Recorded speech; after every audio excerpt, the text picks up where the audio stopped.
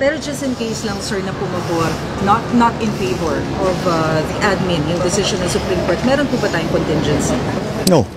We shut down everything. I guess that's what they want. They want the government to cease working. Talaga ba? Pangulo mismo ang nagsasabi ng ganyan na sakaling maging mapatunayan na illegal yung 2025 budget ay i-shutdown yung Pilipinas, yung gobyerno. Eh kung alam niyang walang illegal doon, bakit siya pa yung nagsabi ng ganyan? Ano yung tatakutin? Yung taong bayan? Na sakaling mangyari yan, sino yung sisihin? Eh hindi naman siguro si dating Pangulong Duterte ang sisihin. Kasi siya lang naman ang nag-booking. Hindi natin masisi yung nagreklamo.